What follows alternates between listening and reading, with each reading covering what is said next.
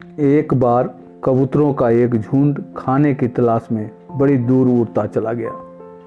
मीलों उड़ने के बाद भी उन्हें कहीं अन्न का दाना नजर नहीं आया।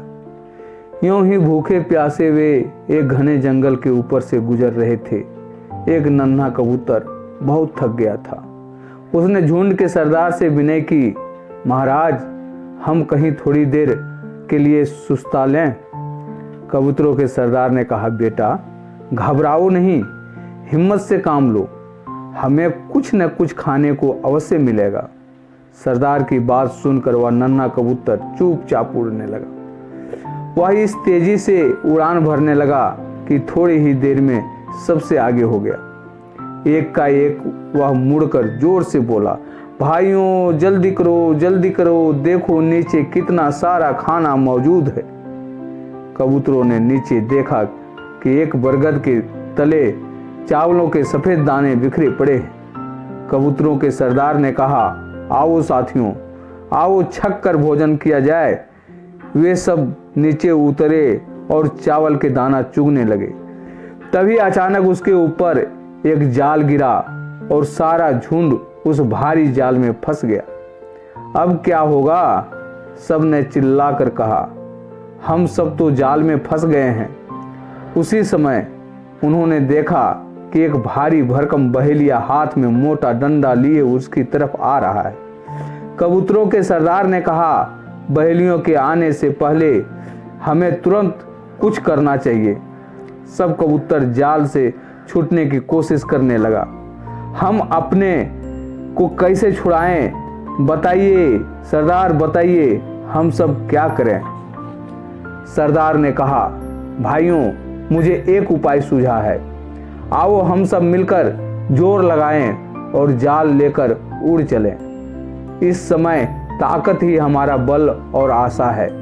यह सुनकर सब कबूतरों ने अपनी चोंच से जाल के एक एक हिस्से को पकड़ा और एक साथ जोर लगाकर उड़ चले। ठीक उसी समय बहेलिया भी वहां आ पहुंचा और यूं जाल को हवा में उड़ता देख चकरा गया। अपनी आज़ादी के लिए कबूतरों ने इस एकता को देखकर वह चकित रह गया। फिर भी वह इस आशा और विश्वास से उसके पीछे भागा कि शायद कुछ देर में वह भारी जाल कबूतरों के नीचे गिरा देगा। कबूतरों ने बहेलियों को पीछा करते देखा। वे पहाड़ियों और घाटियों के ऊपर से उड़ने लगा। बहेलिया उसका पीछा नहीं कर सका और थोड़ी ही देर में निराश होकर लौट आया। जब बहेलिया ने कबूतरों का पीछा करना छोड़ दिया, तब उनके सरदार ने कहा, मित्रों, हमारा आधा खतरा तो टल गया। अब मेरी राय है, हम सब उस पहाड़ी पर चलें जो मंदिरों की नगरी है।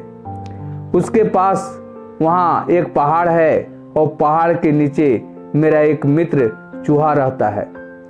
वह अपने पैने दांतों से हमारे जाल को काट कर हमें आजाद कर देगा। इस बात पर सब कबूतर खुश होकर सरदार की बात को मान गए। हाँ चलो, हम सब वहीं चलें का शोर मचाते हुए फिर उड़े और कुछ ही देर में जहां वह चूहा रहता था उस स्थान पर पहुंच गए। जब कबूतरों का पूरा झुंड चूहे के बिल के पास उतरा तो उनकी पंखों की फड़फड़ाहट सुनकर चूहा डर गया और अपने बिल में जा छिपा। कबूतरों के सरदार ने उसे बड़े प्यार से पुकारा, कहा कि हम तुम्हारे पास सहायता के लिए आए हैं। सरदार की आवाज सुनकर चूहे ने बिल में झांका और अपने मित्र को देखकर बहुत खुश हुआ। कबूतरों के सरदार ने कहा, भाई, हम एक बहेलिया के जाल में फंस गए हैं, लेकिन जब हमने उसे आते देखा तो हम जाल समेत उड़ भागे हैं। अब तुम कृपा कर हमें इस जाल से छुड़ाओ। चूहा बोला, अभी लो, मैं अभी सबके बंधन काट देता हूं। ऐसा कहकर वह सबसे पहले कबूतरों के सरदार के बंधन काटने लगा। सरदार ने कहा, नहीं मित्र, नहीं, तुम पहले मेरे साथियों को स्वतंत्र करो। नन्हा चूहा का बहुत बुद्धिमान था। वह झुंड के प्रति सरदार की भावनाओं को अच्छी तरह समझता था। उसने थोड़ी ही देर में एक एक करके सब कबूतरों के बंधन को काट डाले और फिर अंत में सरदार को भी स्वतंत्र कर दिया। कबूतरों ने अपने प्राण बचाने वाले नन्हे चूहे को बहुत बहुत धन्यवाद किया। इसके बाद सब कबूतर अपने अपने गंतव्य की ओर उड़ चले।